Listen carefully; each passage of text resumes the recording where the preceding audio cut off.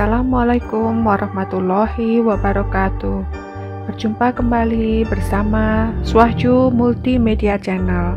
Kali ini kita akan membahas cara belajar yang efektif dan efisien. Kesulitan belajar seringkali menjadi masalah bagi sebagian orang.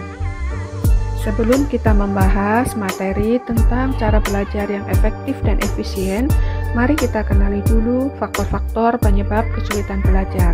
Apa saja? Ada dua faktor kesulitan belajar. Yang pertama, faktor internal, dan yang kedua, faktor eksternal. Faktor internal. Faktor internal adalah faktor yang muncul dari dalam diri individu itu sendiri. Faktor internal yang pertama, kurangnya kemampuan dasar. Hal ini terkait dengan intelijensia seseorang yang merupakan wadah kemungkinan tercapainya kompetensi sebagai hasil belajar. Faktor internal yang kedua, kurangnya bakat khusus. Hal ini terkait dengan minat tertentu pada diri seseorang. Biasanya, bila kurang berbakat atau kurang berminat pada hal-hal tertentu, akan malas juga untuk mempelajarinya. Faktor internal yang ketiga, kurangnya motivasi. Bila motivasi kurang, maka seseorang juga akan mengalami kesulitan belajar, karena motivasi merupakan faktor pendorong untuk ketercapaian hasil belajar yang baik. Selanjutnya, situasi pribadi atau emosional merupakan faktor internal yang keempat. Seringkali pertentangan yang terjadi pada seseorang, misalkan perasaan sedih, kecewa, frustasi, dan lain-lain, menjadi penyebab kesulitan belajar. Faktor internal yang kelima adalah faktor jasmaniah. Faktor ini terkait dengan kondisi fisik seseorang, misalkan gangguan kesehatan, gangguan penglihatan, gangguan pendengaran, dan lain-lain. Faktor internal yang keenam adalah faktor bawaan. Faktor ini terkait dengan kondisi bawaan sejak seseorang dilahirkan, misalkan buta warna. Faktor eksternal. Faktor eksternal adalah faktor yang berasal dari luar tubuh atau pengaruh dari sekeliling individu. Faktor eksternal yang pertama adalah faktor lingkungan sekolah.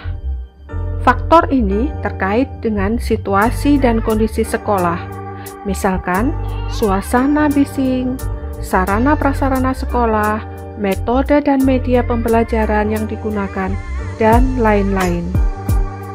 Faktor eksternal yang kedua adalah situasi dalam keluarga.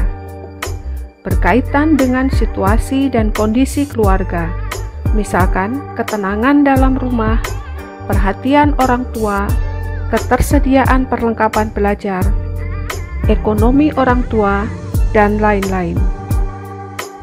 Situasi lingkungan sosial merupakan faktor eksternal yang ketiga. Berkaitan erat dengan situasi lingkungan sosial atau masyarakat, misalkan situasi masyarakat yang kacau, pengaruh negatif pergaulan, pengaruh media audiovisual, bacaan, dan lain-lain. Setelah kita mengetahui faktor-faktor penyebab kesulitan belajar, sekarang mari kita bahas cara belajar efektif dan efisien. Cara belajar yang pertama adalah menetapkan tujuan. Mengapa harus menetapkan tujuan?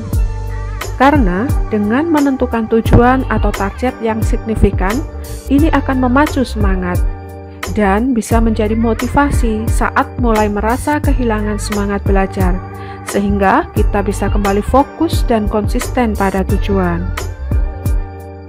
Yang kedua, kita harus mengatur jadwal belajar.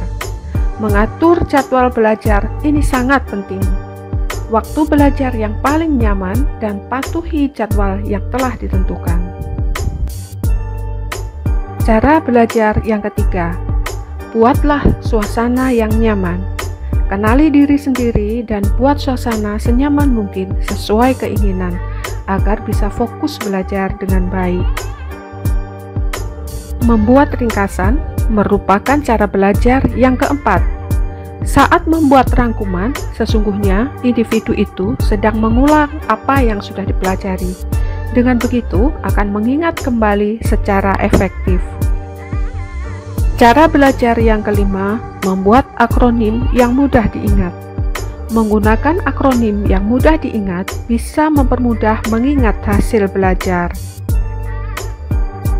Cara belajar yang keenam, ketika kita belajar, berusahalah untuk memahami, bukan menghafal.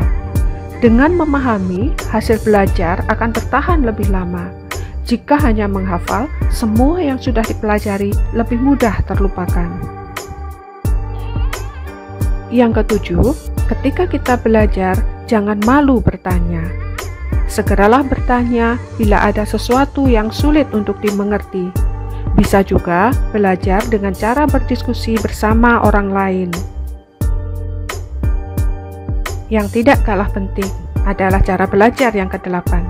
Jadikan belajar sebagai kebutuhan. Jika belajar merupakan kebutuhan, maka akan lebih semangat dalam melaksanakannya. Pantang menyerah merupakan cara belajar yang kesembilan. Jika sudah belajar, tetapi masih dirasa sulit, jangan menyerah, apalagi putus asa. Teruslah belajar.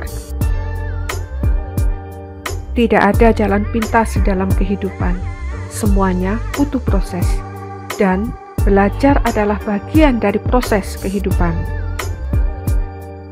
Bagian terpenting dari semua upaya adalah doa.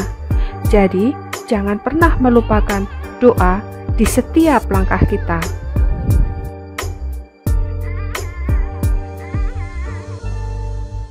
Terima kasih, sampai bertemu lagi di video selanjutnya. Semoga bermanfaat.